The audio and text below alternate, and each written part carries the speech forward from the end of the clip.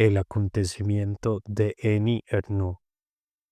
Este es mi doble deseo, que el acontecimiento pase a ser escritura y que la escritura sea un acontecimiento, de Michel Leiris.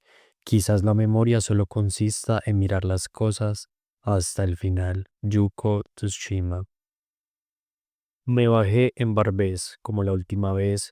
Un grupo de hombres esperaba en el andén del metro aéreo. La gente avanzaba por la estación con bolsas de color rosa de los grandes almacenes Tati. Salí al Boulevard Magenta. Reconocí los almacenes Billy con los anoraks expuestos en la calle. Una mujer avanzaba hacia mí con sus robustas piernas cubiertas con unas medias negras de grandes dibujos. La Rue Ambrosier-Paré estaba casi desierta hasta las inmediaciones del hospital. Recorrí entonces el largo pasillo abovedado del pabellón Elisa. La primera vez no me había fijado en el kiosco de música que había en el patio que se extendía al otro lado del pasillo acristalado. Me pregunté cómo vería todo aquello después, al irme. Empujé la puerta 15 y subí los 2 pisos. Entregué mi número en la recepción del servicio de medicina preventiva. La mujer buscó en un fichero y sacó un sobre de papel craft que contenía unos papeles. Tendí la mano para alcanzarlo, pero no me lo dio. Lo puso encima de la mesa y me dijo que me sentara, que ya me llamarían. La sala de espera consistía en 2 compartimientos contiguos. Elegí el más cercano a la puerta de la consulta del médico, que era también donde más gente había.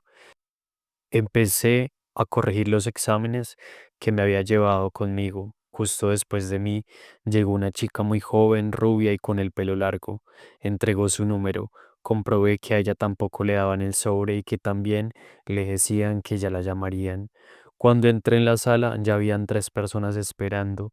Un hombre de unos 30 años, vestido a la última moda y con una ligera calvicie, un joven negro con un Wallman y un hombre de unos 50 años con el rostro marcado, hundido en su asiento.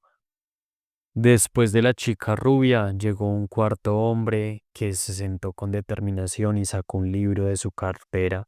Después una pareja, ella con mallas y tripa de embarazada y él con traje y corbata. Encima de la mesa no había una sola revista, solo prospectos sobre la necesidad de comer productos lácteos y sobre cómo vivir siendo cero positivo. La mujer de la pareja hablaba con su compañero, se levantaba, le rodeaba con los brazos y le acariciaba. La chica rubia sostenía la cazadora de cuero doblada sobre las rodillas, mantenía los ojos bajos, casi cerrados, parecía petrificada. A sus pies había dejado una gran bolsa de viaje y una mochila pequeña. Me pregunté si tendría más razones que los demás para estar asustada. Quizá viniera a buscar el resultado de la prueba antes de irse de fin de semana o de volver a la casa de sus padres fuera de la capital. La doctora salió de la consulta. Era una mujer joven y delgada, petulante, con una falda rosa y medias negras. Dijo un número. Nadie se movió. Correspondía a alguien del compartimiento de al lado, un chico que pasó rápidamente. Solo vi sus gafas y su cola de caballo. Llamaron al joven negro y después a otras personas del compartimiento de al lado.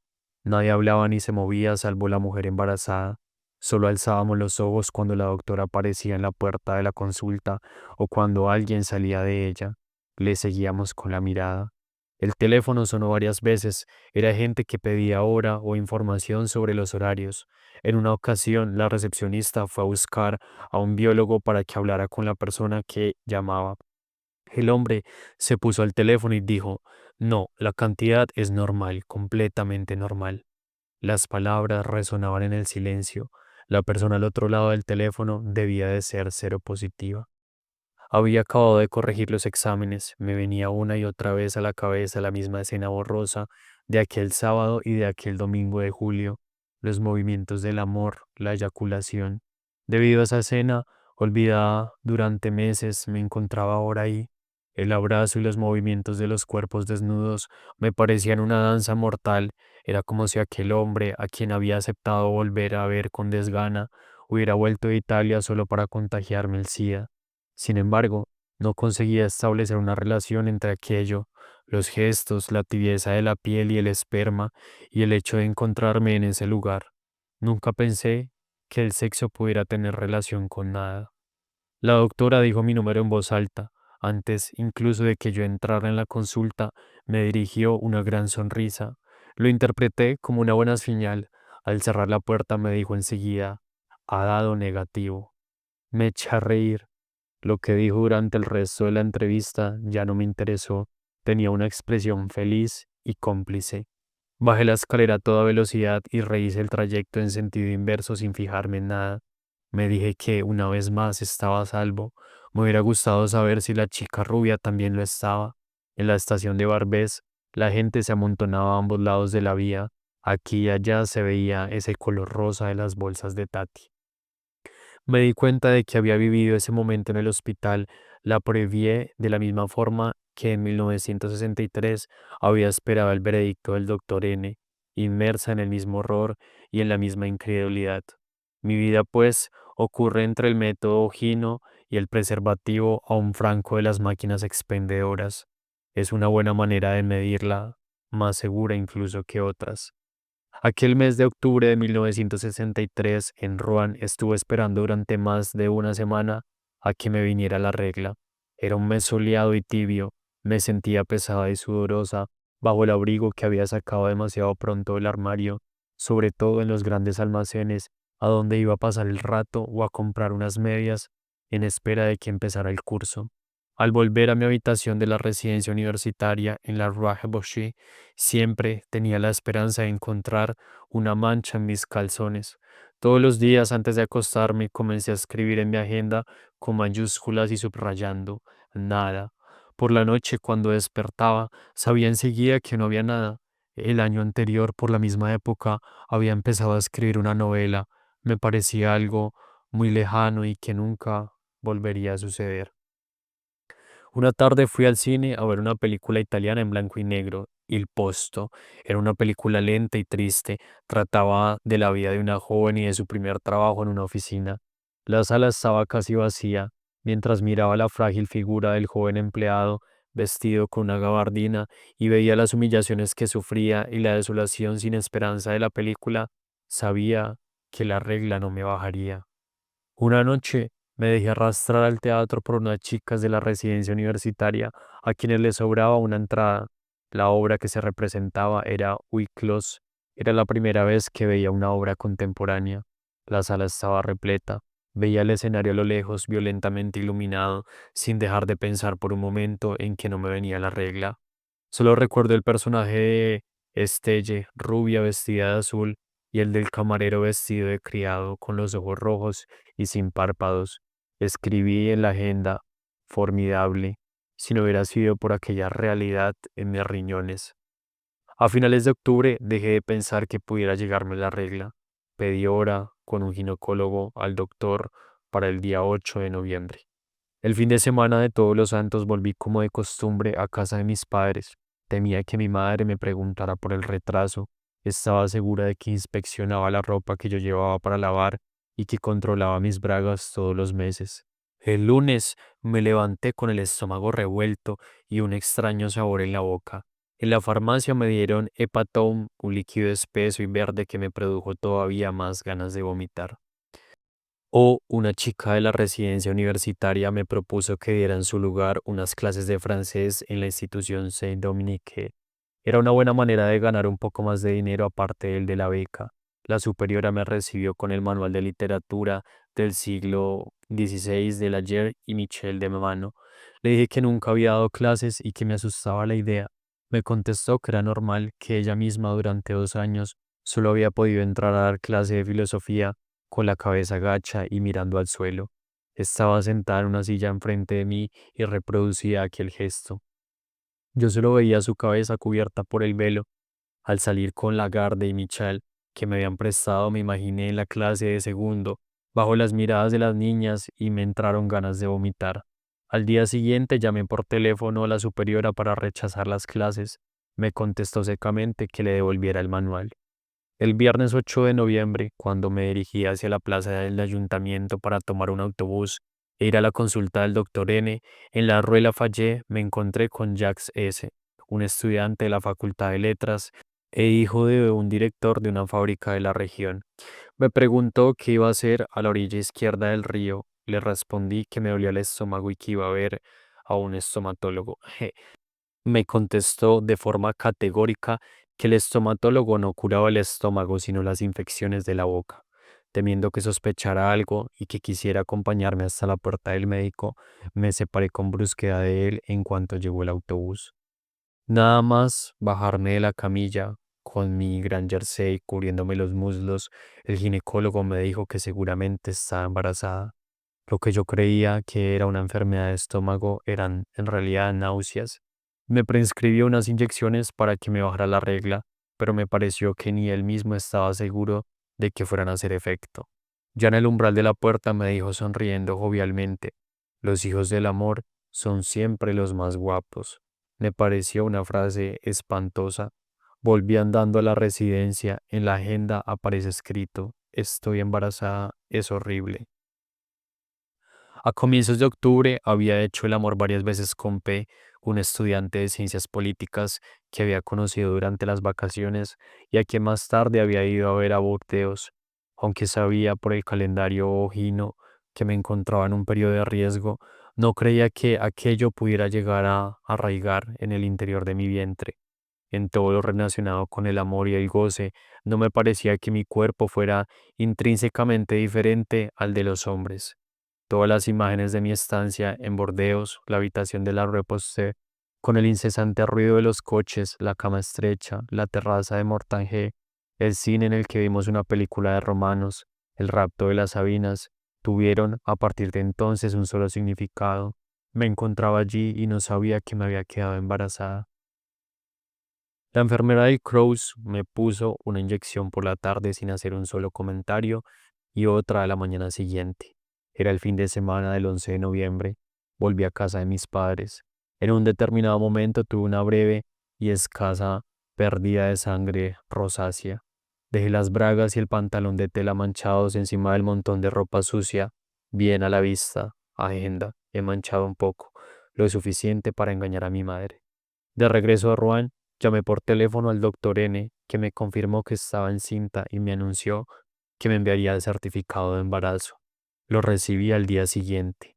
Parto de la señorita Annie Ducheix, previsto para el 8 de julio de 1964.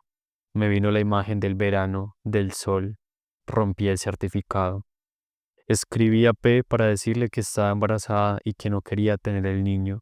Nos habíamos separado sin saber si continuaríamos o no nuestra relación, y la idea de que la noticia fuera a turbar su despreocupación me complacía mucho, aunque no me hacía ninguna ilusión por el profundo alivio que le produciría mi decisión de abortar. Una semana después, Kennedy moría asesinado en Dallas, pero ese tipo de cosas ya no podía interesarme. Una especie de aura rodea los meses siguientes. Me veo a mí misma caminando sin parar por las calles. Cada vez que pienso en ese periodo de mi vida, me vienen a la cabeza expresiones literarias como la travesía de las apariencias, más allá del bien y el mal, o también el viaje al final de la noche. Siempre me ha parecido que todas estas expresiones reflejaban muy bien lo que viví y experimenté entonces, algo indecible y de cierta belleza. Llevo años dándole vueltas a este acontecimiento de mi vida. Cuando leo en una novela el relato de un aborto, me embraga una emoción sin imágenes ni pensamientos, como si las palabras se transformaran instantáneamente en una sensación violenta. De la misma manera, cuando escucho por azar la Javanier, Ja, le Morie, je fais, o cualquier otra canción que me acompañó durante ese periodo, siento una gran turbación. Hace una semana que comencé este relato sin tener certeza de que fuera a continuarlo. Tan solo quería comprobar que deseaba escribir sobre el tema. Era un deseo que experimentaba cada vez que me sentaba a escribir el libro en el que llevo trabajando desde hace 2 años. Me resistía a ese deseo sin dejar de pensar en él. El hecho de abandonarme a él me horrorizaba, pero también me decía a mí misma que quizás un día me muriera sin haber escrito nada sobre esa vivencia. Para mí, eso sí que habría sido algo imperdonable, no lo otro. Una noche soñé que tenía en las manos un libro que había escrito sobre mi aborto, pero era un libro que no se podía encontrar en ninguna librería y que no aparecía mencionado en ningún catálogo. En la parte inferior de la tapa estaba escrita con grandes letras la palabra agotado. No sabía si el sueño significaba que debía escribir el libro o quede inútil hacerlo. Hace tiempo que este relato se ha puesto en marcha y que me arrastra a mi pensar. Ahora sé que estoy decidida a ir hasta el final, pase lo que pase, de la misma forma que lo estaba a los 23 años, cuando rompí el certificado de embarazo. Quiero sumergirme de nuevo en aquel periodo de mi vida, saber lo que descubrí entonces. Esta exploración se escribirá en la trama de un relato, el único capaz de expresar un acontecimiento que solo fue tiempo, tanto dentro como fuera de mí. La agenda y el diario íntimo que escribí durante aquellos meses me suministrarán las referencias y las pruebas necesarias para establecer unos hechos. Trataré por encima de todo de sumergirme en cada imagen hasta tener la sensación física de unirme a ella, hasta que surjan las palabras de las que pueda decir eso es. Trataré de volver a escuchar cada una de esas frases indelebles para mí cuyo sentido debió resultarme entonces tan insoportable o por el contrario tan consolador y que cuando me acuerdo de ellas hoy me invade el malestar o la dulzura. El hecho de que la forma en la que yo viví, la experiencia del aborto, la clandestinidad, forme parte del pasado no me parece un motivo válido para que la siga ocultando. La ley, que casi siempre se considera justa, cae en la paradoja de obligar a las antiguas víctimas a callarse porque todo aquello se acabó, haciendo que lo que sucedió continúe oculto bajo el mismo silencio de entonces. Pero precisamente porque ya no pesa ninguna prohibición sobre el aborto, puedo afrontar dejando de lado el sentido colectivo y las fórmulas necesariamente simplificadas impuestas por la lucha de los años 70, violación de los derechos de las mujeres, etcétera, de forma real este acontecimiento inolvidable. Derecho. Serán castigados con prisión y multa, primero, el autor de cualquier práctica abortiva; segundo, los médicos, comadronas, farmacéuticos y demás culpables de haber inducido o favorecido estas prácticas; tercero, la mujer que haya abortado por sí misma o que haya accedido a abortar; cuarto, la instigación al aborto, así como la propaganda anticonceptiva. La prohibición de residencia podrá ser impuesta a los culpables. Los culpables pertenecientes a la segunda categoría podrán también ser castigados con la inhabilitación definitiva o temporal para el ejercicio de su profesión. Nouvelle La Rose, Universel, edición de 1948. El tiempo dejó de ser una insensible sucesión de días que había que llenar con clases y ponencias, con pausas en los cafés y en la biblioteca, y que conducía a los exámenes, a las vacaciones de verano y al porvenir, para convertirse en algo informe que avanzaba en el interior y que había que destruir a cualquier precio. Asistía a clases de literatura y de sociología, iba al comedor universitario y tomaba cafés al mediodía y por la noche en la Falche, el bar reservado para los estudiantes, pero ya no vivía en el mismo mundo. A un lado estaban las otras chicas, con sus vientres vacíos, y al otro lado me encontraba yo. Cuando pensaba en mi situación, no utilizaba ninguno de los términos con que se le suele designar, del tipo espero un niño o estoy embarazada, ni mucho menos estoy en estado de buena esperanza.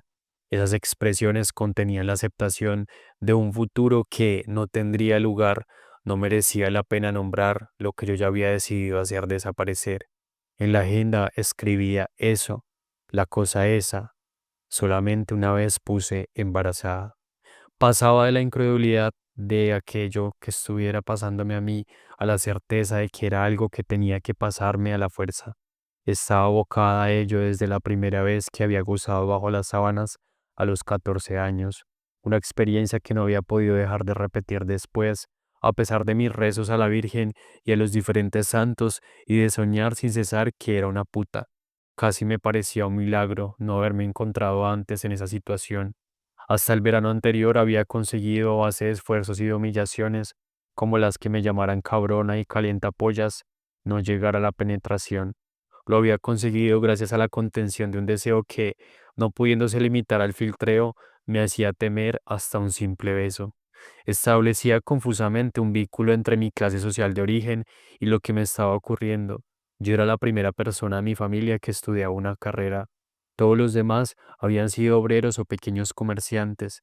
Había conseguido escapar de la fábrica y de la tienda, pero ni la reválida y la licenciatura en letras había conseguido alejar la fatalidad de la pobreza enredada en esos emblemas que eran el padre alcohólico y la madre soltera.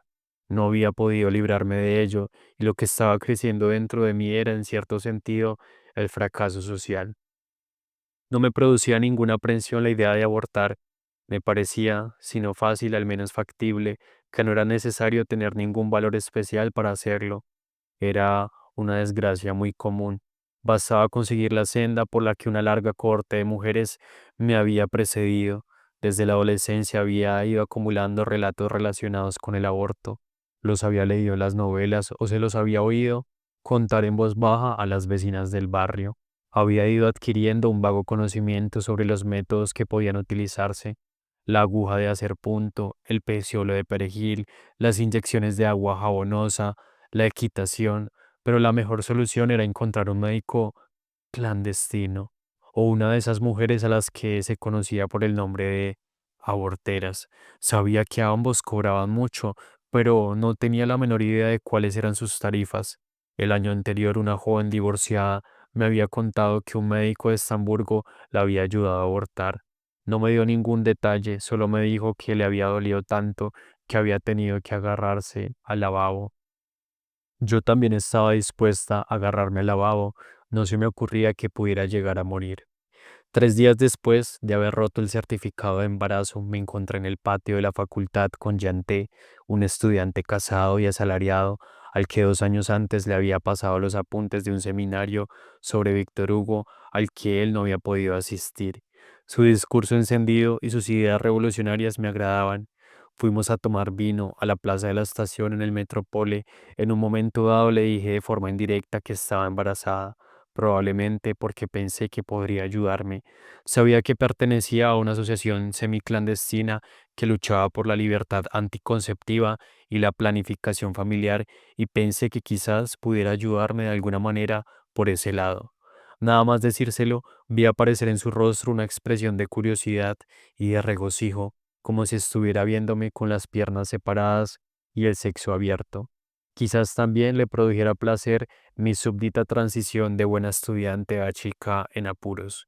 Quiso saber de quién estaba embarazada y desde hace cuánto. Era la primera persona a la que le hablaba de mi situación, aunque por el momento no tuviera ninguna solución que ofrecerme. Su curiosidad hizo que, en cierta manera, me sintiera protegida. Me propuso ir a cenar a su casa en las afueras de Rouen. No me apetecía volver a encontrarme a solas en mi habitación de esa residencia universitaria. Cuando llegamos, su mujer estaba dando de comer a su hijo sentado en una silla alta.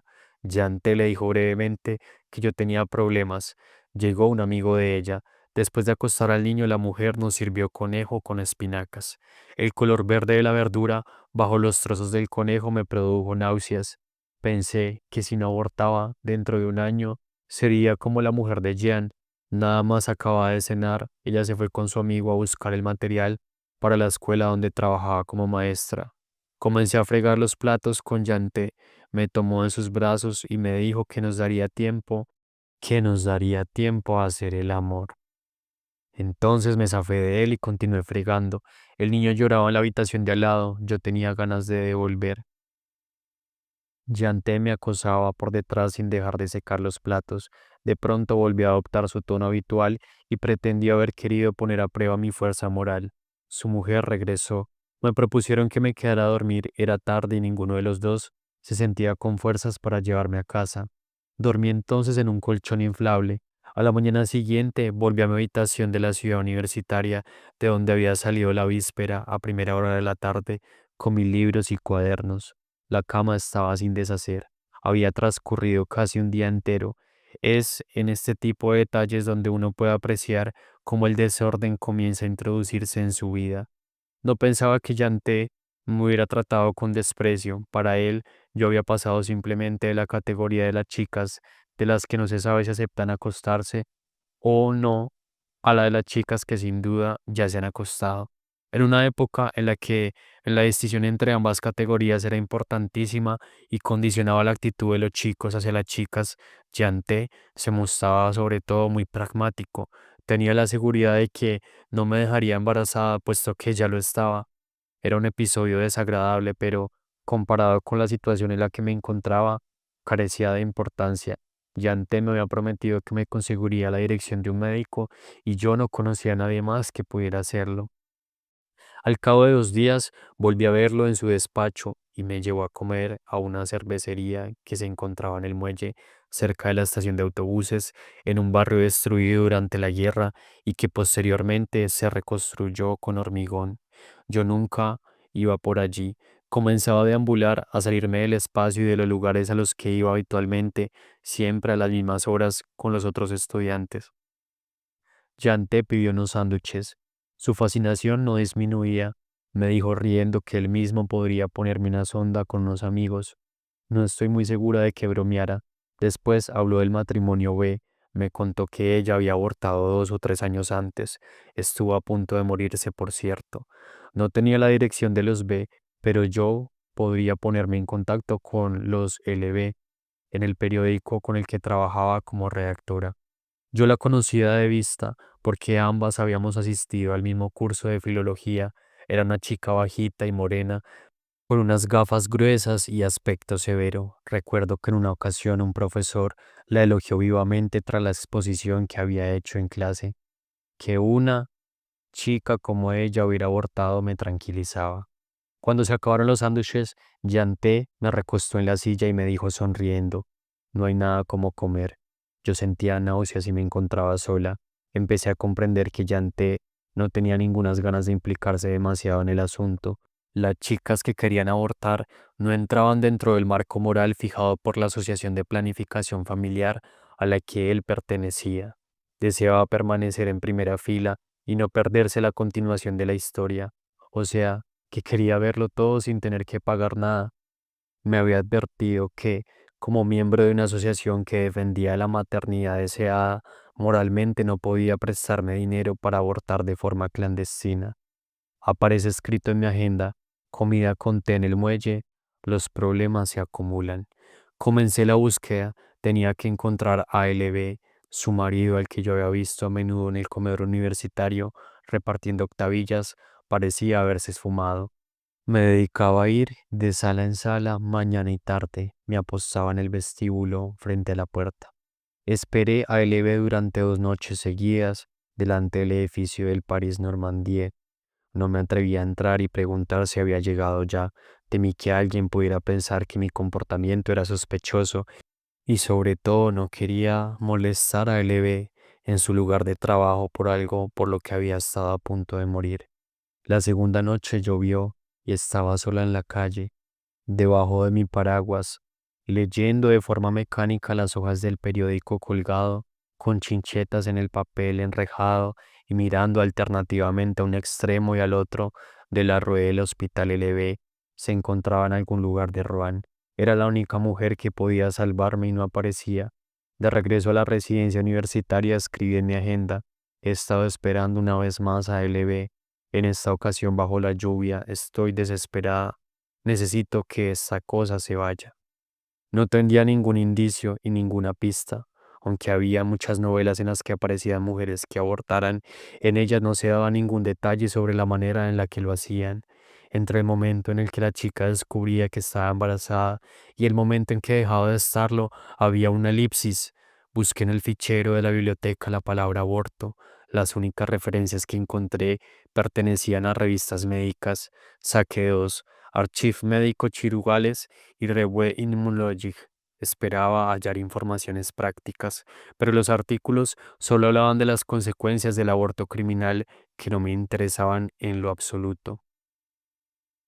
Una tarde salí de la residencia dedicada a encontrar un médico que aceptara ayudarme a abortar. Ese día tenía que existir en algún lugar. Rouen se había convertido en un bosque de piedras grises. Escrutaba las placas doradas y me preguntaba quién se encontraría detrás. No me decidía a llamar al timbre, esperaba una señal. Me dirigí hacia Martille, imaginándome que en ese barrio pobre, con algunas chabolas, los médicos serían un poco más comprensivos. Brillaba un pálido sol de noviembre. Caminaba con el estribillo de una canción que estaba muy de moda entonces y que no se me iba de la cabeza. Dominique, nique, nique. La cantaba una monja dominicana, Sor Sonrisa, acompañándose de la guitarra. La letra era edificante e ingenua, solo que Sor Sonrisa no conocía el significado de níquer, o sea, joder, aunque la música era alegre y saltarina. Me animaba mientras buscaba. Llegué a la Place San Marc, los puestos del mercado estaban recogidos, vi el almacén de muebles Frogger al que de niña había ido con mi madre para comprar un armario. Había dejado de mirar las placas de las puertas, ahora vagabundeaba sin algún rumbo. Hace unos 10 años leí en Le Monde que Sor Sonrisa se había suicidado. El periódico contaba que, después del enorme éxito de Dominique, había conocido toda suerte de sinsabores dentro de su orden religiosa. Colgó los hábitos y se fue a vivir con una mujer. Poco a poco había dejado de cantar y había ido cayendo en el olvido. Acabó dándose a la bebida. Ese resumen de su vida me turbó. Me pareció que aquella mujer que había roto con la sociedad, que había colgado los hábitos, aquella mujer más o menos lesbiana y alcohólica, que no sabía qué sería de ella, fue la que me acompañó por Mainville cuando yo me encontraba sola y perdida. Habíamos estado unidas por el mismo desamparo, aunque desfasado en el tiempo, y aquella tarde yo había sacado fuerzas para vivir de la canción de una mujer que más tarde no podía ni con su propia vida. Deseé violentamente que, a pesar de todo, hubiera conseguido ser un poco feliz y que en las noches de borrachera, conociendo ya el sentido de la palabra níquer, se hubiera dado el gusto de pensar que al final había conseguido joder a base de bien a las buenas hermanas de la orden. Sor Sonrisa forma parte de esas mujeres a las que nunca conocí y con las que, vivas o muertas, reales o ficticias, y a pesar de todas las diferencias, siento que tengo algo en común. Son artistas, escritoras, heroínas y mujeres de mi infancia que componen una cadena invisible dentro de mí. Tengo la impresión de que mi historia es la de ellas. Como la mayoría de las consultas médicas de los años 60, la del médico internista del Boulevard del IJC, cercana a la Place Bonnevillers, parecía un salón burgués con alfombras, una biblioteca cristalada y un escritorio de estilo.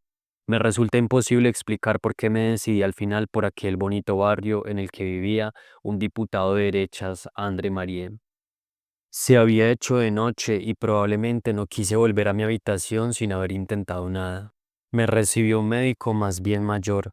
Le dije que estaba cansada y que no me bajaba la regla. Después de explorarme con un dedil de goma, me dijo que seguramente estaba embarazada. No me atreví a pedirle que me ayudara a abortar. Solo le supliqué que hiciera cualquier cosa para que me volviera la regla. No me respondió y sin mirarme lanzó la ditriaba habitual contra los hombres que abandonaban a las mujeres después de haber satisfecho su capricho. Me prescribió ampollas de calcio e inyecciones de estradiol.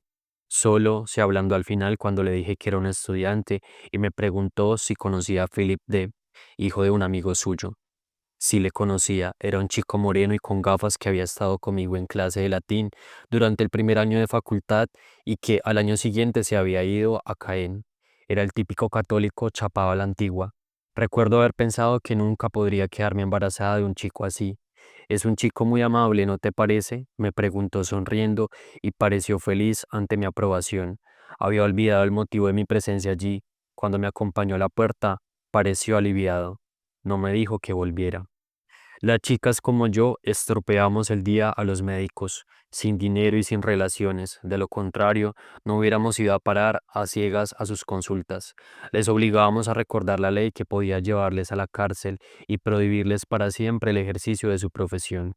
No se atrevían a decir la verdad, que no iban a arriesgarse a perderlo todo por la cara bonita de una señorita lo bastante estúpida como para haberse dejado preñar, aunque quizás hubiera algunos que sinceramente preferirían morir antes que transgredir una ley que dejaba morir a las mujeres.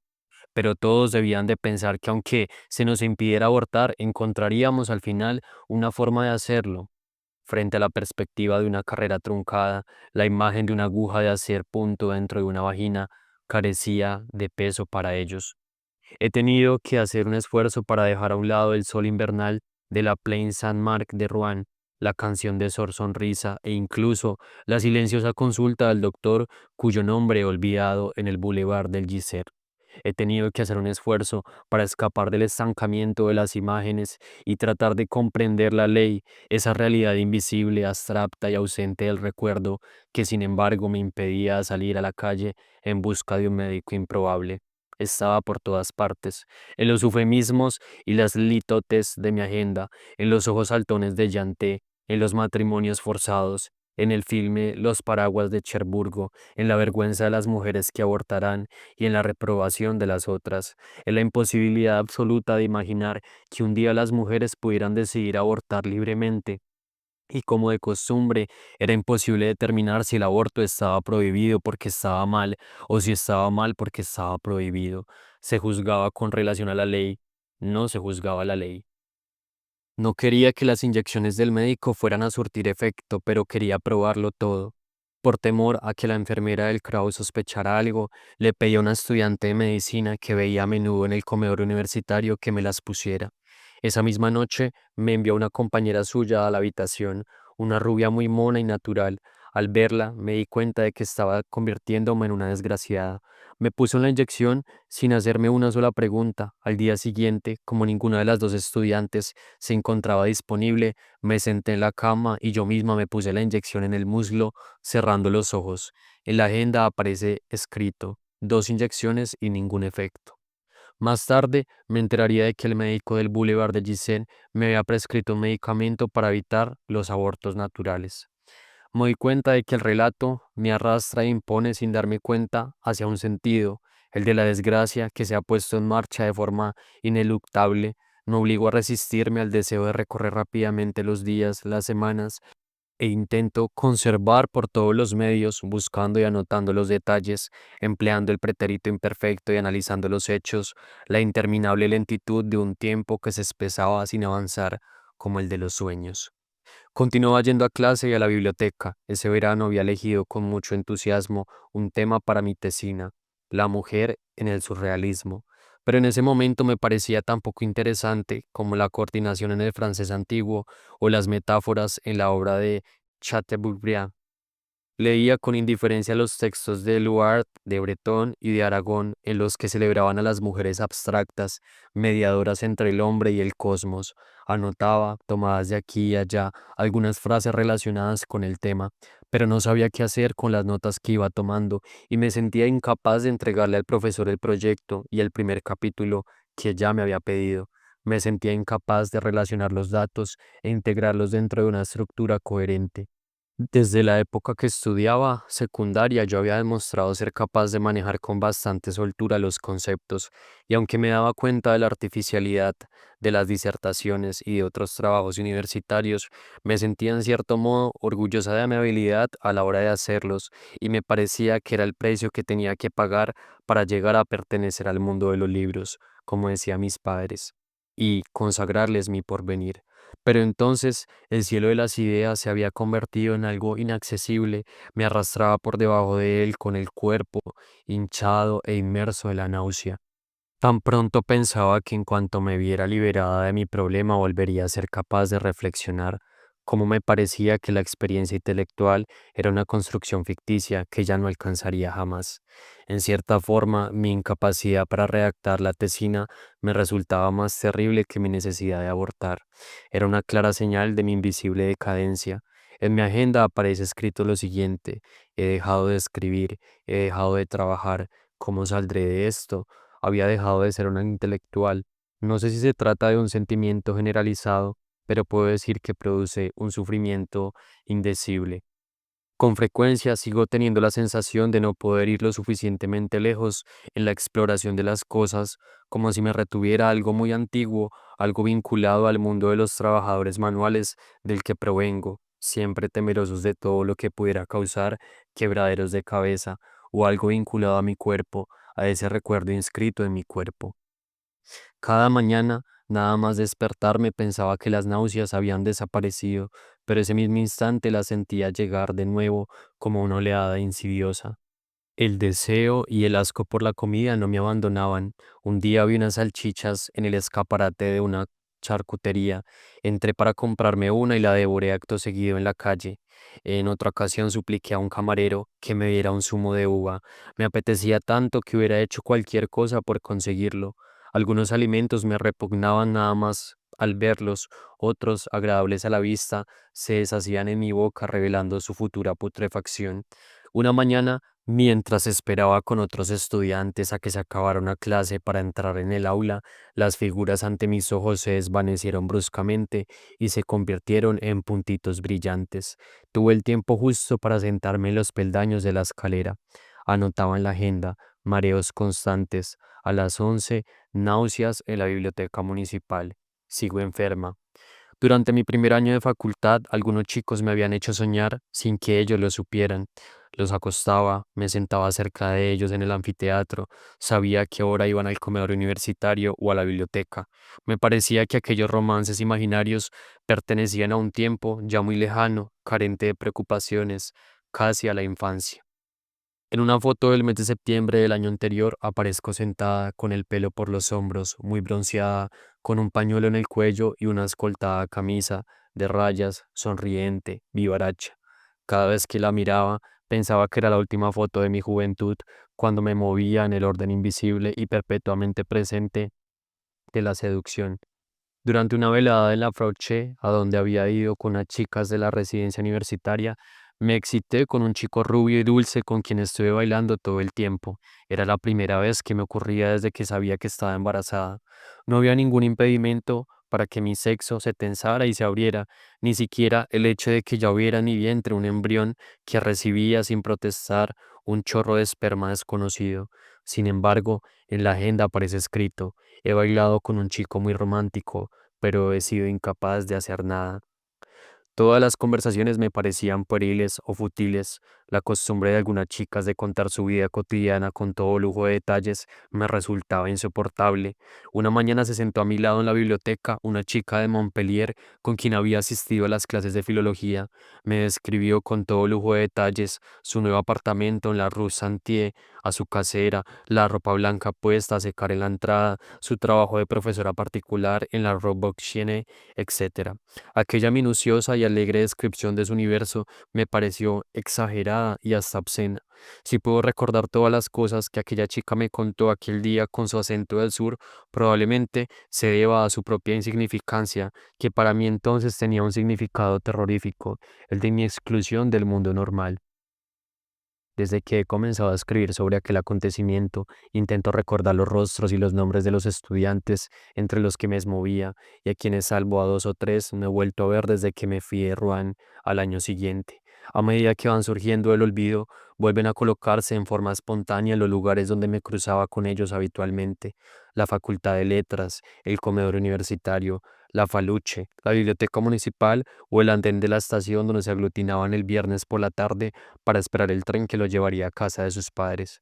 Me encuentro atrapada en medio de una resucitada muchedumbre de estudiantes. Esta muchedumbre es la que me devuelve, más que mis recuerdos personales, a cuando tenía 23 años, y gracias a ella comprendo hasta qué punto estaba inmersa en el medio estudiantil. Esos nombres y rostros me dan la clave de mi desasosiego. En relación con ellos me había convertido interiormente en una delincuente. Me prohíbo escribir aquí sus nombres porque no son personajes ficticios, sino seres reales. Sin embargo, no consigo imaginármelos existiendo en algún lugar. En cierta medida, probablemente tengo razón. Ahora su forma de vivir, sus cuerpos, sus ideas, sus cuentas bancarias es completamente diferente a como vivíamos en los años 60, la que tengo ante mis ojos mientras escribo. Cuando me entran deseos de buscar esos nombres en el anuario de Minitel, me doy cuenta enseguida de mi error.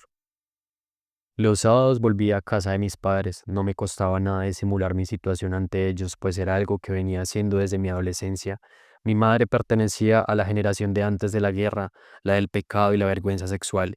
Estaba segura de que sus creencias eran intangibles y mi capacidad para soportarlas solo era comparable a la suya para persuadirse de que yo las compartía. Como la mayoría de los padres, los míos se imaginaban que podían detectar de forma infalible, a primera vista, la más mínima señal de descarrío. Para tranquilizarlos, bastaba con ir a verlos regularmente, con una sonrisa en los labios y la cara lavada, llevarles la ropa sucia e irse de allí cargada de provisiones. Un lunes me traje de casa de mis padres un par de agujas de hacer punto que me había comprado en verano para hacerme una chaqueta que me quedó a medias. Eran unas agujas grandes de color azul eléctrico. No me quedaba otra solución. Había decidido hacerlo sola. Fui la noche anterior a ver a Minecraft con unas chicas de la residencia universitaria. Estaba muy nerviosa y no dejaba de pensar en lo que iba a hacer el día siguiente. Sin embargo, la película me enfrentaba a una evidencia. El sufrimiento que yo iba a infligirme a mí misma no era nada en comparación con el que habían padecido en los campos de concentración. Esto me daba valor y determinación. También me ayudaba el hecho de saber que lo que me disponía a llevar a cabo ya lo habían hecho muchas mujeres antes que yo. A la mañana siguiente me tumbé en la cama y deslicé con precaución la aguja de hacer punto dentro de mi sexo. Buscaba tientas sin encontrarlo el cuello del útero y no podía evitar detenerme en cuanto notaba dolor. Me di cuenta que no conseguiría hacerlo sola. Me sentí desesperada por mi impotencia. No estaba a la altura. Nada, imposible, lloro, estoy harta. Es posible que un relato como este provoque irritación o repulsión o que sea tachado de mal gusto. El hecho de haber vivido algo, sea lo que sea, otorga el derecho imprescriptible de escribir sobre ello. No existe una verdad inferior, y si no cuento esta experiencia hasta el final, contribuiré a oscurecer la realidad de las mujeres y me pondré del lado de la dominación masculina del mundo. Después de mi infructuoso intento, llamé por el teléfono al doctor N. Le dije que no quería tenerlo y que yo misma me había lesionado. No era verdad, pero quería que supiera que estaba dispuesta a todo. Me dijo que fuera de inmediato a su consulta. Creí que iba a hacer algo por mí. Me recibió silenciosamente con una expresión grave en el rostro. Después de explorarme, me dijo que todo estaba bien. Me eché a llorar. Él estaba postrado en su escritorio con la cabeza gacha. Parecía muy turbado. Pensé que estaba luchando consigo mismo y que iba a ceder. Al final levantó la cabeza y dijo, no quiero saber a dónde va a ir, pero vaya donde vaya tendrá que tomar penicilina 8 días antes y 8 días después. Le extenderé una receta. Al salir de la consulta me enojé conmigo misma por haber echado a perder mi última posibilidad. No había sabido jugar al fondo del juego que exigía el hecho de burlar la ley. Hubiera bastado con un suplemento de lágrimas y con muchas súplicas, con una mejor representación de la realidad de mi desasosiego para que él accediera a mi deseo de abortar. Al menos así lo creí durante mucho tiempo. Sin razón, quizás, solo él podría decirlo. Por lo menos trató de evitar que yo muriera de una septicemia. Ni él ni yo pronunciamos la palabra aborto ni una vez. Era algo que no tenía cabida dentro del lenguaje. Ayer por la noche soñé que me encontraba en la situación de 1963 y buscaba una forma de abortar. Al despertarme pensé que el sueño me había devuelto exactamente al momento de postración e impotencia quien entonces me encontraba. Y el libro que estoy escribiendo me pareció de pronto un intento desesperado, de la misma manera que cuando alcanzamos el orgasmo tenemos, como en un flash, la impresión de que todo está ahí. El recuerdo de mi sueño me persuadía de que había obtenido sin esfuerzo lo que de forma infructuosa intentaba encontrar con las palabras, lo cual hacía que fuera inútil mi intento de escribir sobre ello. Pero en ese momento en el que ya ha desaparecido la sensación que he tenido al despertarme, la escritura vuelve a ser una necesidad todavía más fuerte al estar justificada por el sueño. Las dos chicas a las que consideraba mis amigas en la residencia se habían marchado. Una se encontraba en el sanatorio para estudiantes de Saint Hill y la otra estaba preparando un diploma de psicología escolar en París. Les había escrito para decirles que estaba embarazada y que quería abortar. No me juzgaban, pero parecían asustadas. No era precisamente el miedo de los demás lo que yo necesitaba y además no podían hacer nada por mí. Conocí a O desde el primer año de facultad. Su habitación estaba en el mismo piso que la mía. Salíamos a menudo juntas, pero no la consideraba una amiga. En el cotilleo que caracteriza a menudo sin afectarlas ni envenenarlas, las relaciones entre chicas, me unía a la opinión de quienes la juzgaban pesada y un poco pegajosa. Sabía que su avidez por conocer secretos que le sirvieran de tesoros para poder ofrecérselos a los demás y que la convirtieran durante una hora en algo más interesante que pegajosa, era importante para ella. En fin, siendo una burguesa católica que respetaba las enseñanzas del Papa sobre la contracepción, debía haber sido la última a quien yo le confiara. Sin embargo, fue mi confidente desde diciembre hasta el final, y constato lo siguiente: el deseo que me empujaba a contar mi situación no tenía en cuenta las ideas ni los posibles juicios de aquellos a quienes me confiaba. En la impotencia en la que me encontraba era un acto por medio del cual intentaba arrastrar al interlocutor a una visión alarmante de una realidad. Apenas conocía a André X, un estudiante universitario de primer curso cuya especialidad consistía en contar con tono frío unas historias horribles sacadas del semanario Harakiri. Durante una conversación en un café le dije que estaba embarazada y que iba a hacer todo lo posible por abortar. Se quedó petrificado y me miró fijamente con sus ojos castaños. Después intentó convencerme de que siguiera la ley natural, de que no cometiera lo que para él era un crimen. Permanecimos sentados mucho tiempo en aquella mesa del Metrópole, cerca de la puerta que daba a la calle. No conseguía separarse de mí, y detrás de su obstinación en querer que renunciase a mi proyecto, percibía una cierta turbación, una fascinación mezclada con el horror. Mi deseo de abortar suscitaba una especie de atracción en él. En el fondo, para O, Andre y Yanté, mi aborto era una historia cuyo final no conocían. Dudo al escribir.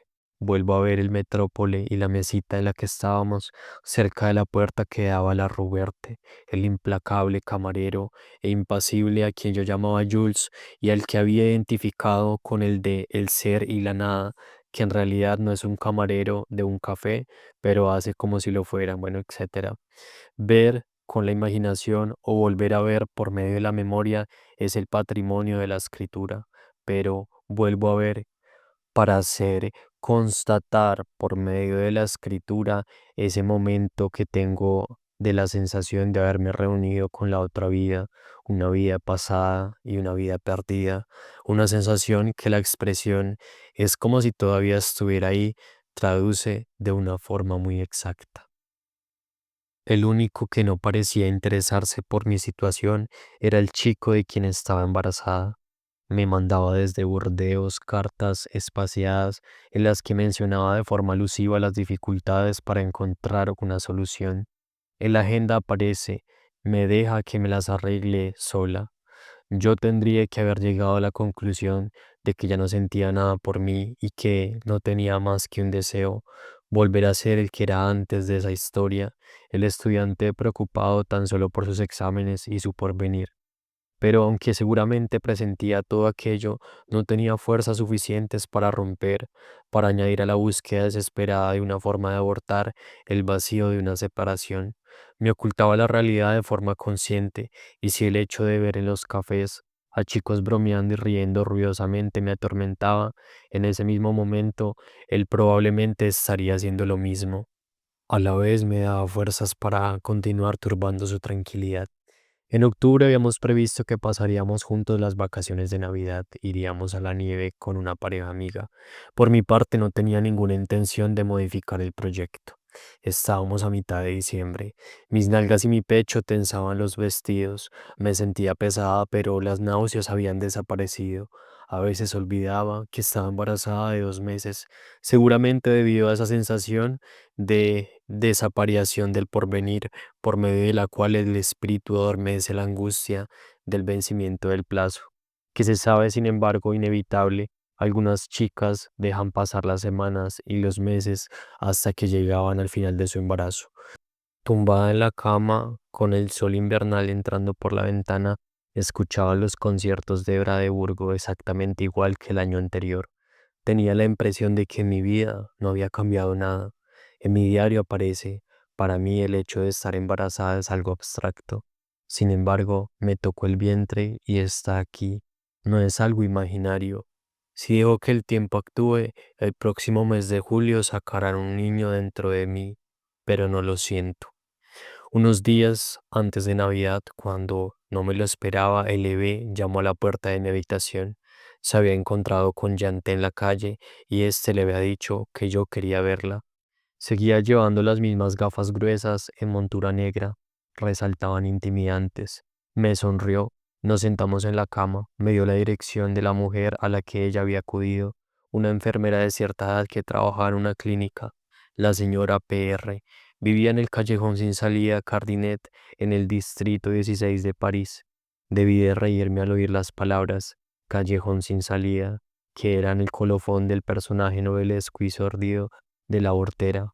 LB me explicó que el callejón sin salida de Cardinet daba a la Rue Cardinet. No conocía París, el nombre de esa calle solo me hacía pensar en una joyería, el establecimiento Cardinet, cuya publicidad oíamos todos los días en la radio. LB me expuso con tranquilidad, incluso con alegría, la forma de proceder de la señora PR. Con la ayuda de un espéculo te introducía una sonda en el cuello del útero. Después solo había que esperar a que se produjera el aborto.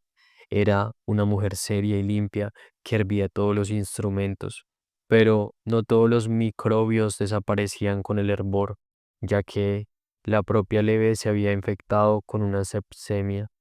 Para que eso no me ocurriera, debía conseguir que con cualquier pretexto un médico internista me prescribiera enseguida unos antibióticos. Le dije que ya tenía una receta de penicilina. Todo parecía muy sencillo y tranquilizador. Después de todo, el bebé estaba delante de mí y había salido de todo aquello. La señora PR cobraba 400 francos. El bebé me propuso de forma espontánea adelantármelos. Una dirección y dinero era todo lo que yo necesitaba en aquel momento.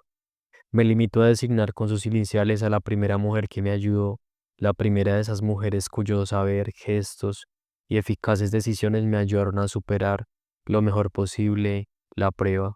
Me gustaría poder escribir aquí su nombre y el bello y simbólico nombre que le pusieron sus padres, unos refugiados de la España franquista, pero la razón que me empuja a hacerlo, la existencia real de LB, cuya valentía me gustaría desvelar ante los ojos de todo, es precisamente la misma que me impide hacerlo.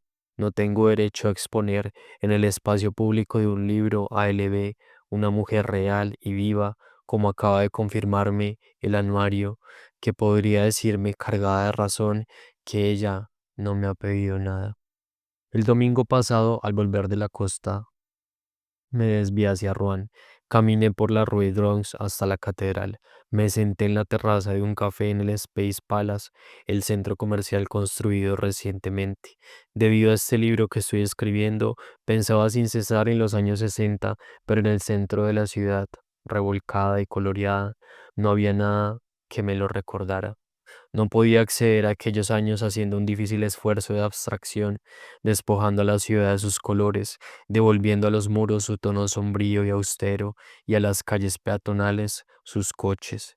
Escrutaba a los transeúntes, entre ellos tal vez encontrara, como en esas ilustraciones en las que hay que descubrir los diferentes personajes que se esconden en las líneas, algunos de los estudiantes antiguos de 1963 a quienes vuelvo a ver con mucha claridad mientras escribo y que ahora se han vuelto invisibles a mis ojos. En una mesa cercana a la mía había una hermosa y joven morena, con la piel mate y la boca pequeña y gruesa, que me recordó a LB. Me hizo ilusión pensar que pudiera ser su hija. Gastarme parte del dinero que necesitaba para pagar el aborto e ir al macizo central y visitar a P, sabiendo como sabía que él no tenía ganas de volverme a ver, no era nada razonable.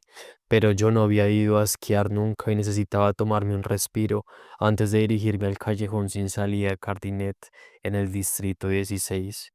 Miro en la guía Michelin un plano de Montedorre. Leo los nombres de las calles: Meidier, Sidonia, Apollillare, Mosle, Roc de Capitaine Chalet, Place, etc. Descubro que el río Dordoña atraviesa la ciudad y que hay un establecimiento termal, y es como si nunca hubiera estado allí.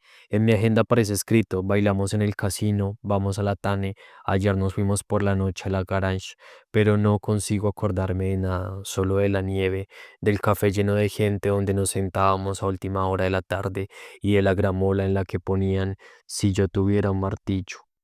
Recuerdo también escenas de enfados y lágrimas, pero no me acuerdo de lo que nos dijimos. Me resultaba difícil determinar qué significaba P para mí en aquellos momentos. lo que quería de él.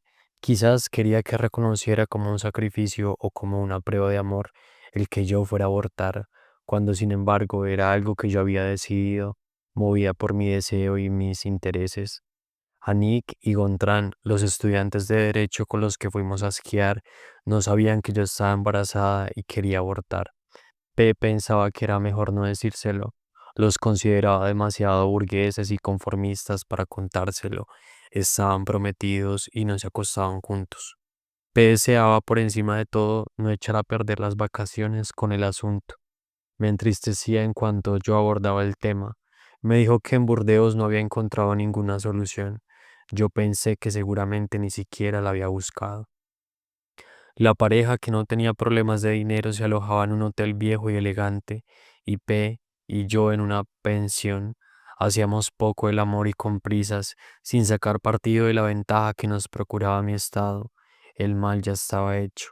De la misma manera que el parado no aprovecha el tiempo y la libertad que le proporciona el hecho de no tener trabajo, o el enfermo desahuciado no aprovecha el permiso para comer y beber de todo. Las conversaciones del grupo se caracterizaban por un ligero tono de guasa, apenas roto por algún incidente sin importancia o algún comentario agresivo que enseguida sofrenábamos, movidos por un deseo de aveniencia. Todos ellos habían trabajado mucho a lo largo del trimestre y habían entregado a tiempo sus trabajos, y ahora se abandonaban a la despreocupación con la resolución de los buenos estudiantes que sabían que han de cumplir con su deber. Querían bromear, bailar, ver gánster a la fuerza. Sin embargo, mi única ocupación durante el trimestre había sido buscar una forma de abortar, y aunque trataba de estar a tono con el buen humor general, no lo conseguía. Yo era una chica que se limitaba a seguirlos. Solo me interesaban las actividades físicas. Deseaba que al hacer un esfuerzo intenso o caerme, aquello se soltara, para de ese modo no detener que ir a ver a esa mujer del distrito 16. Cuando Anik me prestaba sus esquís y sus botas y yo no tenía dinero suficiente para alquilarlos, me dejaba caer al suelo sin disimulo, creyendo estar infligiéndole al feto la sacudida que me libraría de él. Un día que Pei y Anik me negaron a seguir subiendo, continué la ascensión del Puigdàmel, acompañada solo de Gontran, con mis anchas botas de falso cuero, con las que se me metía toda la nieve. Avanzaba con los ojos fijos en la pendiente, deslumbrada por el brillo de la nieve, levantando las botas cada vez con mayor dificultad y deseando una única cosa: liberarme del embrión. Estaba convencida de que tenía que alcanzar la cúspide y llegar al límite de mis fuerzas para quitármelo de encima. Me extenuaba para matarlo en mi interior. Cada vez que pienso en la semana que pasé en Mondor, veo una deslumbrante extensión del sol y de la nieve que conduce a las tinieblas del mes de enero. Probablemente existe una memoria primitiva que hace que nos representemos la vida pasada bajo las formas elementales de la sombra y la luz, del día y la noche. Siempre que escribo me planteo la cuestión de las pruebas. Aparte del diario y de la agenda que escribía en aquella época, no dispongo de ninguna otra certeza en lo que se refiere a mis sentimientos y a mis pensamientos de entonces, debido a la inmaterialidad y a la evanescencia de todo aquello que atraviesa la mente. Solo el recuerdo de las sensaciones que experimentaba ante seres y cosas externas a mí: la nieve del Puy Pommel, los ojos asombrados de Yanté, la canción de Sor Sonrisa, puede suministrarme la prueba de esa realidad. La única y auténtica memoria es material. El 31 de diciembre me fui a Mondore en el coche de una familia que yo había aceptado llevar hasta París. Yo no participaba en la conversación. En un momento dado, la mujer dijo que la chica que había en la buhardilla de su casa había abortado. Estuvo gimiendo toda la noche. Lo único que recuerdo de aquel viaje es la lluvia y aquella frase, una más de aquellas frases más o menos anónimas que unas veces terribles y otras veces reconfortantes me fueron acompañando hasta el momento de pasar por ello. Me parece que la razón por la que he comenzado a escribir este relato ha sido para llegar a las imágenes de aquel mes de enero de 1964 en el Distrito 13, de la misma manera que a los 15 años solo vivía para alcanzar una o dos imágenes de mí misma que aún estaban por llegar. Yo viajando a un país lejano y yo haciendo el amor. Todavía no sé qué palabras utilizaré para escribir sobre todo aquello. No sé qué me depara la escritura. Me gustaría retrasar ese momento, permanecer todavía a la espera. Quizás tenga miedo de que la escritura disuelva las imágenes, de la misma manera que tras el orgasmo desaparecen instantáneamente las imágenes del deseo sexual. El miércoles 8 de enero fui a París a conocer a la mujer que me ayudaría a abortar y a concertar con ella una serie de detalles prácticos, el día, el precio. Para ahorrarme el billete del tren hice un autostop al pie de la cuesta de San Catherine, la carretera principal que conducía fuera de la ciudad. En mi situación, un peligro más carecía de importancia. Caía agua-nieve. Al final paró un coche muy grande. Cuando le pregunté al conductor de qué coche se trata, me contestó que era un Jaguar. El hombre conducía con las manos enguantadas, no hablaba. Me dejó en Naujil y tomé el metro. Cuando llegué al distrito 16, apenas había luz. En la placa de la calle aparecía escrito Pasaje Cardinet y no Callejón sin salida Cardinet. Lo interpreté como una buena señal. Respiré aliviada. Llegué al número. Era un inmueble vetusto. La señora PR vivía en el segundo piso. Millares de chicas han subido alguna vez una escalera parecida a aquella y han llamado a una puerta detrás de la cual había una mujer de la que no sabían nada y a quien iban a confiar su sexo y su vientre.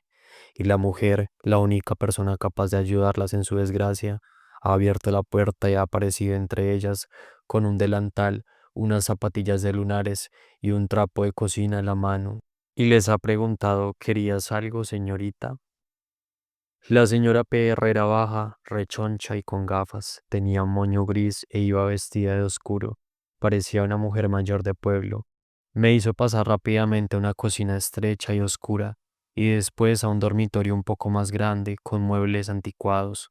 Eran las dos únicas estancias de la casa. Me preguntó cuándo había tenido por última vez la regla.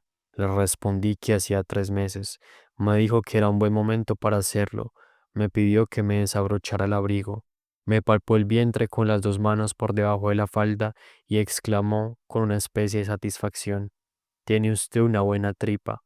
Cuando le hablé de mis esfuerzos en la nieve para perder al niño, se encogió de hombros y me contestó: Así lo único que ha conseguido es que se haga más fuerte todavía. Hablaba del feto como si éste fuera una bestia maligna. Mientras me encontraba de pie junto a la cama, frente a aquella mujer de tez grisácea que hablaba de forma atropellada, acompañando sus palabras con gestos nerviosos, pensaba: es a ella a quien voy a confiar el interior de todo mi vientre. Es aquí donde va a suceder todo. Me dijo que volviera el miércoles siguiente, el único día que podía traer un espéculo de la clínica en la que trabajaba. Me pondría una sonda nada más, no añadiría ni agua jabonosa ni lejía. Me confirmó su tarifa, 400 francos al contado. Se ocupó del asunto con determinación, sin familiaridades, no me tuteaba y discreta, no me hacía ninguna pregunta. Fue a lo esencial: fecha de las últimas reglas, precio, técnica utilizada. Que se limitara a las cuestiones materiales tenía algo extraño y tranquilizador. No había lugar ni para los sentimientos ni para la moral. La señora PR debía de saber por experiencia que un discurso limitado a los detalles prácticos evitaba las lágrimas y los desahogos afectivos que hacían perder el tiempo o cambiar de opinión. Más tarde, al recordar el rápido parpadeo de sus ojos y su forma de mordisquearse el labio inferior, pensé que había en ella algo de animal acorralado, que ella también tenía miedo, pero de la misma forma que yo estaba dispuesta a todo con tal de abortar, ella no se hubiera detenido ante nada a la hora de provocarme el aborto. Lo hacía con dinero, naturalmente, pero quizás también por un deseo de ser útil a las mujeres, o tal vez por la satisfacción secreta de tentar en su apartamento del paisaje Cardinet el mismo poder que los médicos que apenas la saludaban. Ella, que lo único que hacía a lo largo del día era vaciar las cuñas de los enfermos y de las parturientas, cobraba caro por los riesgos que corría, por un saber hacer que jamás sería reconocido y por el hecho de que, una vez realizado el aborto, las pacientes solo nos acordaríamos de ella con vergüenza. Después de mi primera visita al pasaje Cardinet, comencé a tomar penicilina y dentro de mí no hubo sitio más para el miedo. Veía la cocina y la habitación de la señora PR. No querían imaginarme lo que iba a hacer conmigo. En el comedor universitario les dije a las chicas que iban a quitarme un grueso lunar que tenía en la espalda y que me daba miedo. Le sorprendió que sintiera tanta angustia por algo aparentemente tan inofensivo. Me aliviaba el hecho de decir que tenía miedo. Durante unos segundos podía creer que en lugar de la cocina y de una vieja enfermera me esperaba una sala de operaciones niquelada y un cirujano con guantes de goma y brazos fuertes. Me resultaba imposible tratar de sentir ahora lo que debía experimentar entonces, solo si tomo al azar de la cola de un supermercado o de una oficina de correos a una mujer cualquiera de unos 60 años de edad, de aspecto rudo y antipático, y me imagino que ahorgaré mi sexo con un objeto desconocido, puedo acercarme fugazmente al estado en el que estuve inmersa durante la semana. El miércoles 15 de enero a la primera hora de la tarde tomé un tren para París. Llegué al distrito 16 a la cita fijada con la señora PR con una hora de antelación. Vagué por las calles de alrededor del pasaje Cardinet. Era un día templado y húmedo entre la iglesia de Saint-Charles-Borromée y estuve rezando durante mucho tiempo porque no me doliera. Todavía no era la hora. Me tomé un té en un café cercano al pasaje Cardinet. En la mesa vecina a la mía habían unos estudiantes como únicos clientes jugando a las cartas. El dueño del café bromeaba con ellos. Yo miraba mi reloj una y otra vez. Antes de irme bajé a los servicios siguiendo la costumbre que me habían inculcado durante mi infancia de tomar precauciones antes de cualquier acontecimiento importante. Me miré en el espejo de encima del lavabo y pensé más o menos en lo siguiente. Todo esto me está ocurriendo a mí y no voy a poder soportarlo. La señora PR lo había preparado todo. Vi que el fuego estaba cerca de una cacerola de agua hirviendo donde seguramente se encontraban los instrumentos. Me hizo pasar a la habitación. Parecía tener prisa por comenzar. Había ampliado la cama con una mesa cubierta con una toalla de color blanco. Me quité las medias y las bragas. Creo que me puse una falda negra que era de vuelo. Mientras me quitaba la ropa me preguntó, ¿sangró usted mucho cuando la desvirgaron? Me hizo colocar la parte superior del cuerpo encima de la cama, con la cabeza en la almohada y los riñones y las piernas dobladas encima de la mesa. No paraba de hablar mientras trajinaba y volvió a decirme que solo me introduciría la sonda y nada más. Me citó el caso de una madre de familia a la que habían encontrado muerta la semana anterior. Una mujer la había dejado abandonada sobre la mesa del comedor después de haberle inyectado lejía. Mientras me lo contaba, la señora PR se mostraba muy enfadada, visiblemente indignada por la falta de conciencia profesional. Decía todo aquello para tranquilizarme, pero hubiera preferido que se hubiera callado. Más tarde pensé que había querido demostrar la superioridad de su trabajo. Se sentó delante de la mesa, al pie de la cama. Yo veía la ventana con cortinas, las otras ventanas al otro lado de la calle y la cabeza gris de la señora PR entre mis piernas. No podía creerme que estuviera allí. Quizás pensar en las chicas que en ese mismo momento se inclinaban sobre sus libros en la facultad, o en mi madre canturreando mientras planchaba las camisas, o en P caminando por una calle de Burdeos. Pero no hace falta pensar en las cosas para que las tengamos a nuestro alrededor. Quizás fuera el hecho de saber que el curso de la vida continuaba como antes para la mayoría de la gente lo que me hacía repetirme para mis adentros. ¿Qué estoy haciendo aquí? He llegado a la cena de la habitación, excede a cualquier tipo de análisis. Lo único que puedo hacer es sumergirme en ella. Tengo la sensación de que la mujer que se afana entre mis piernas, que me introduce el espéculo, está haciéndome renacer. En aquel momento maté a mi madre dentro de mí. Durante años he recordado la habitación y las cortinas, tal y como las veía desde la cama en la que estaba tumbada.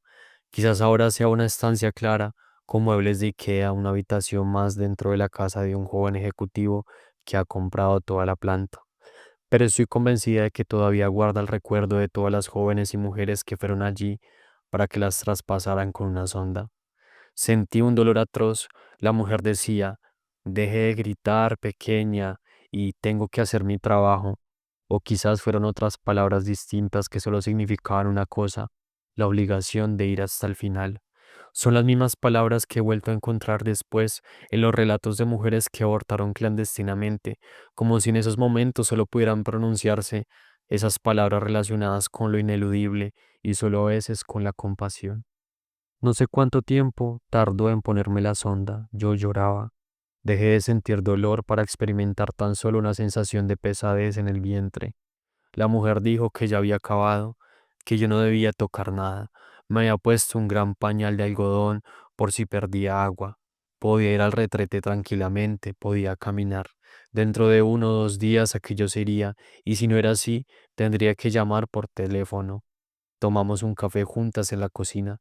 Ella también se alegraba de haber acabado con esto. No recuerdo en qué momento le di el dinero. Le preocupaba saber cómo iba a regresar a casa. Se ofreció a acompañarme hasta la estación de Pont Cardinet, donde tomaría un tren que me llevaría directamente a Saint-Lazare.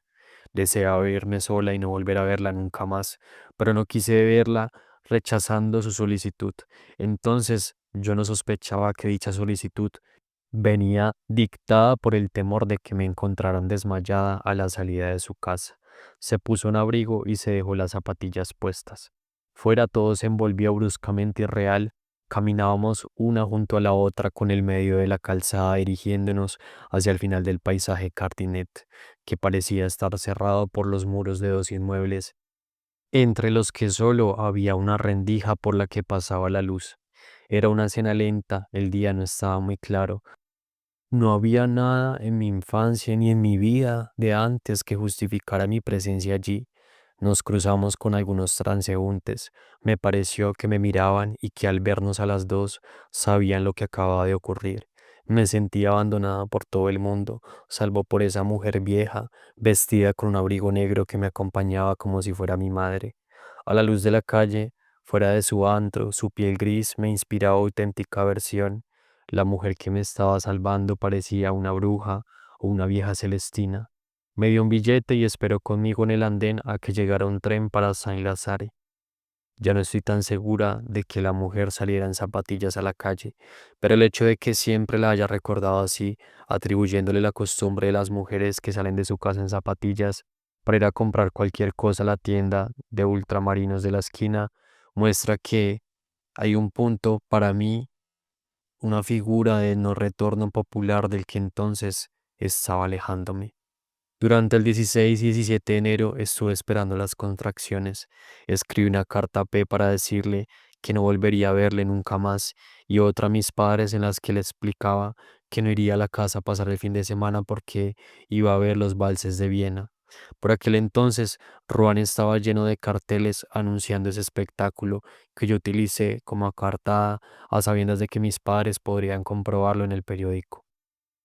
No ocurría nada, no sentía dolores. La noche del viernes 17 llamé a la señora PR desde una oficina de correo cercana a la estación.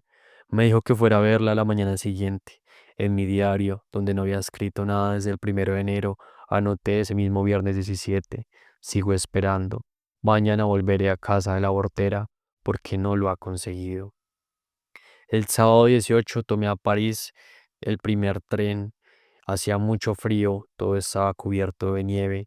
En el vagón detrás de mí habían 2 chicas que no paraban de hablar y que se reían cada 2 por 3. Al escucharlas me pareció que yo no tenía edad.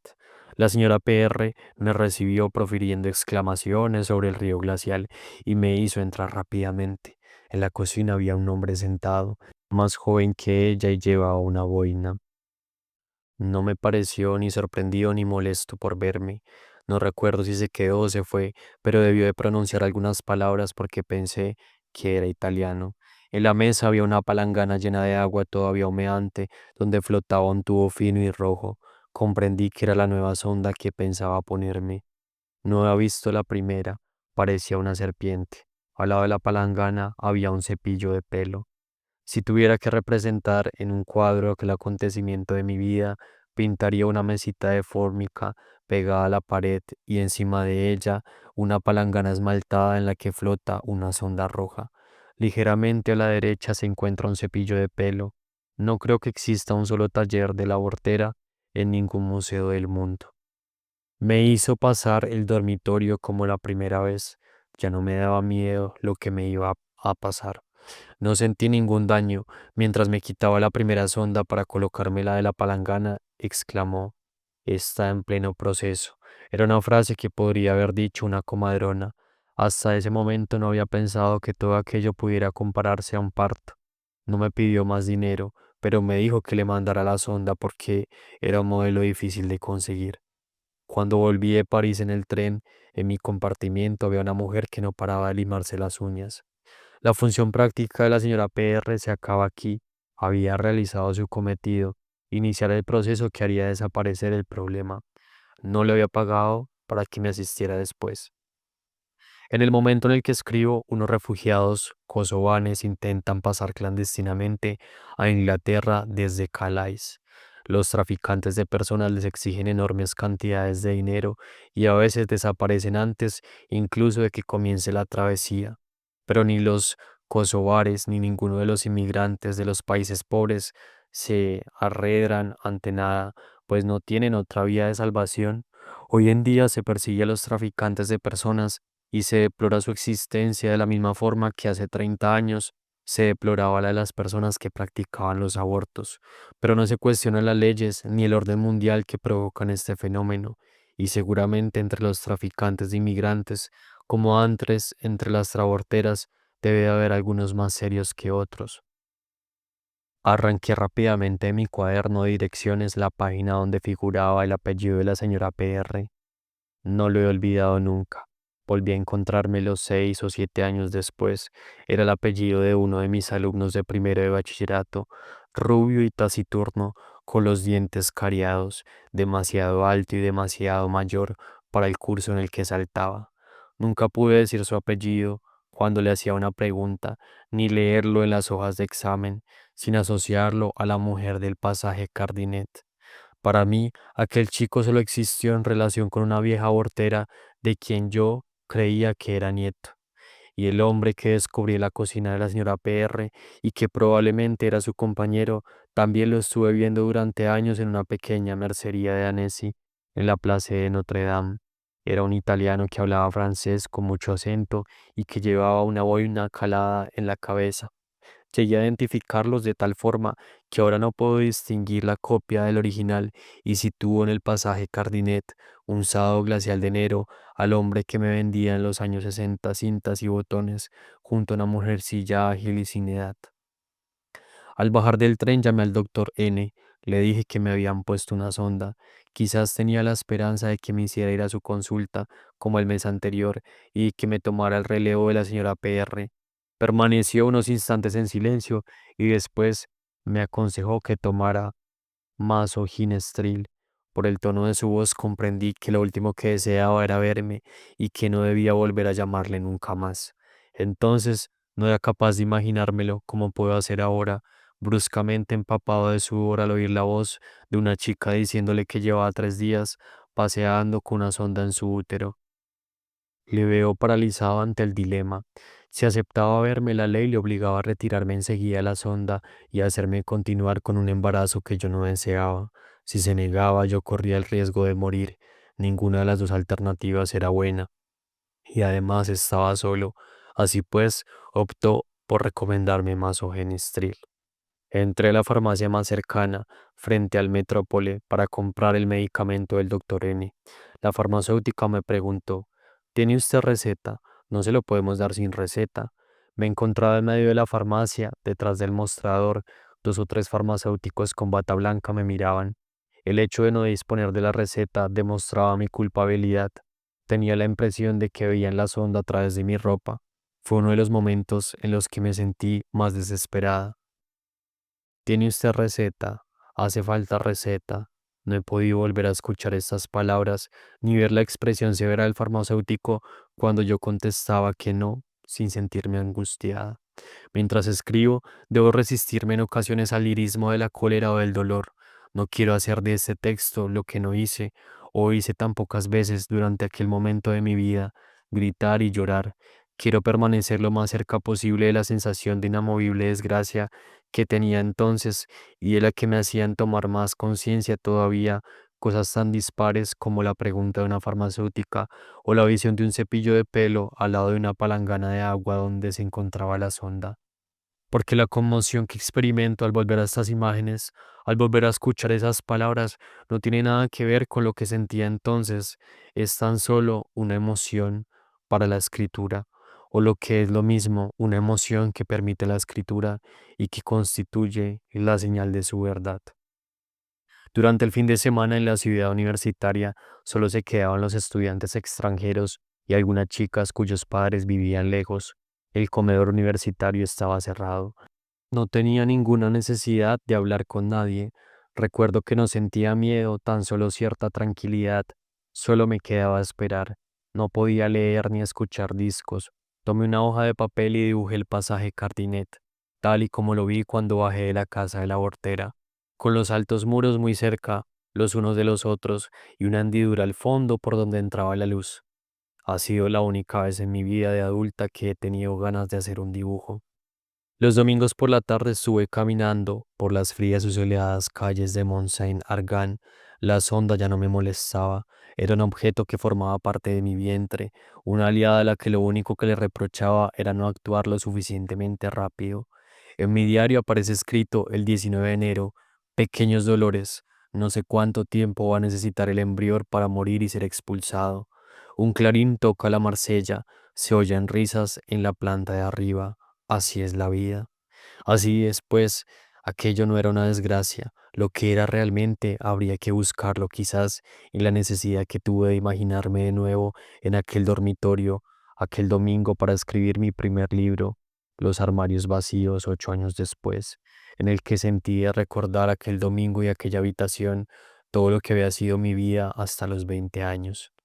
El lunes por la mañana, hacía 4 días que vivía con una sonda. Hacia mediodía tomé el tren a Y para hacer un rápido viaje de ida y vuelta a casa de mis padres, pues temía no solo poder verlos el sábado siguiente.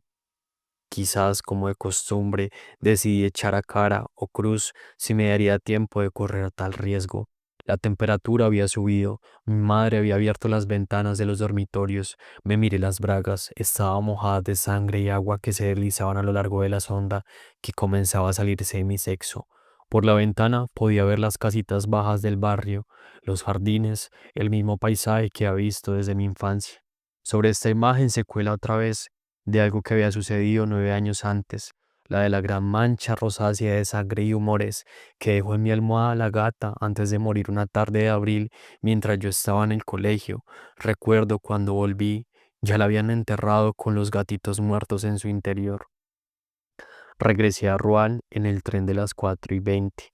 El trayecto solo duraba 40 minutos. Como de costumbre, me llevé de casa de mis padres Nescafé, leche condensada y varios paquetes de galletas.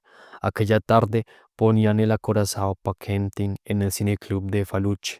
Fui con O. Unos dolores a los que antes no había prestado atención me contrajeron a intervalos el vientre. A cada contracción miraba fijamente la pantalla conteniendo la respiración. Los intervalos se acortaban, ya no podía seguir la película. Un enorme trozo de carne lleno de gusanos y suspendido en un gancho apareció en la pantalla. Es la última imagen que conservo de la película. Me levanté y corrí hasta la residencia universitaria. Me acosté y me agarré a la cabecera de la cama intentando ahogar los gritos. Vomité más tarde. Entró. La película había acabado. Se sentó junto a mí sin saber qué hacer. Me aconsejó que respirara como las mujeres en los partos, sin dolor como un perrito. Solo podía jadear entre contracción y contracción, y éstas no cesaban. Era más de medianoche. O se fue a acostar diciéndome que la llamara si la necesitaba. Ni la una ni la otra sabíamos qué iba a pasar a continuación. Sentí unas violentas ganas de hacer caca. Corrí a los servicios al otro lado del pasillo y me puse de cunclillas delante del retrete, frente a la puerta.